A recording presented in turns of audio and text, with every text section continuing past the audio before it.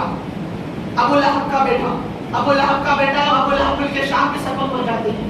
سفر پر جانے سے پہلے وہ اپنے باپ سے کہتا ہے کہ وہ خدا علیہ السلام کے پاس جاتا ہے, جا کر ان کے خدا کی شان میں گستاخی کرتا ہوں, ان کے شان میں گستاخی کرتا ہوں. یہ نہیں سے خدا علیہ السلام کے پاس تشریف لاتا ہے, تشریف لا کر خدا تعالیٰ کی شان میں برے کلمات کہتا ہے, خدا علیہ السلام کے شان میں برے کلمات کہتا ہے. خدا علیہ السلام کو قلب کو تکلیف پہنچتی ہے. قلب کو تکلیف پہنچنے کے بعد آپ کی زبان سے یہ دعا نکلتی ہے, اللہم سلط علیہ قلب من کلابی, اے اللہ تعالیٰ تو اپنے کتوں میں سے ایک کتا اس پر مسلط فرما دے. ابو لہب کے بیٹے کے بارے میں کہتے ہیں اپنے ایک کتوں میں سے ایک کتا اس پر مسلط فرما دے.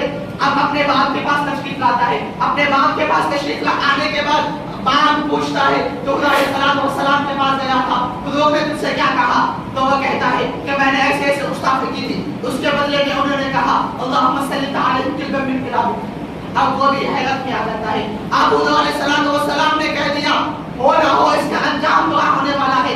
غزہ کے سفر پر جانے کا ارادہ ہو چکا تھا, سفر پر دونوں نکل جاتے ہیں, اس کے ساتھ اس کے فالوورز, اس کے حواریین, اس کے جو بھی خادمین تھے یا خدام تھے ساتھ چلتے ہیں. ساتھ جانے کے بعد ایک مقام پہ ٹھہرتے ہیں. ایک مقام پہ ٹھہرنے کے بعد اپنے خادمین سے کہتا ہے جو بھی اور اس مقام کے بارے میں یہ بات بتائی جاتی ہے, اس مقام کا رہنے والا شخص ان کے پاس آتا ہے, آگے کہتا ہے کہ تم یہاں نہیں ٹھہرو, یہ وہ جگہ ہے جہاں درندے شیر ایسے ٹہلتے ہیں, ایسے چلتے ہیں جیسے ایک انسان چلا کرتا ہے. وہ ایسا مقام ہے یہاں درندے چلا کرتے ہیں. وہ یہ کہہ کر اب رات کا وقت تھا, رکنا مناسب نہیں تھا, چلنا مناسب نہیں تھا, رک جاتا ہے. اپنے خادمین سے کہتا ہے تمام غلے کو جمع کر دو, تمام غلہ جمع کر دیا جاتا ہے. غلوں کا اناج کا اتنا بڑا ڈھیر لگا دیا جاتا ہے, اور اس کے بعد خادمین سے کہتا ہے کہ اس پر میرے بیٹے کا بستر بچھا دو, اس پر میرے بیٹے کا بستر بچھا دو. اس کے بیٹے کا بستر بچھا دیا جاتا ہے. غزے کے تمام لوگ سو جاتے ہیں.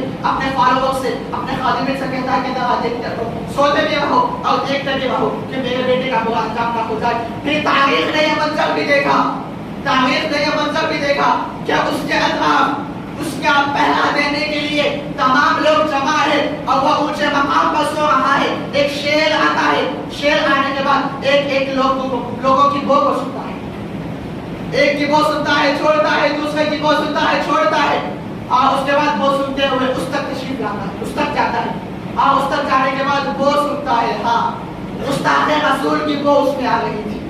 تو شیر بھی جانتا ہے, جانور بھی جانتا ہے کہ ایک وہ جو کافر ہے بھلے ہی کافر ہو, اس کی بو اور جو گستاخ رسول ہے اس کی بو بھی کتنا فرق ہے.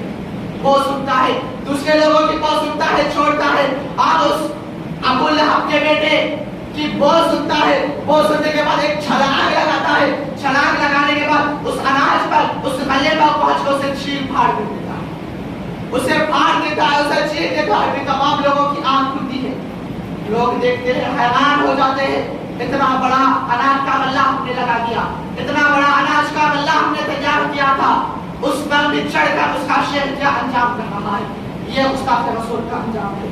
قرآن کہتا ہے کہ اے اللہ تعالیٰ, قرآن کہتا ہے کہ یا رسول اللہ آپ گھبراؤ نہیں, آپ کا رب داغ میں ہے جو آپ کو گستاخی کرتے ہیں, آپ کا رب جانتا ہے ان سے بدلہ کس طرح لینا ہے, کہاں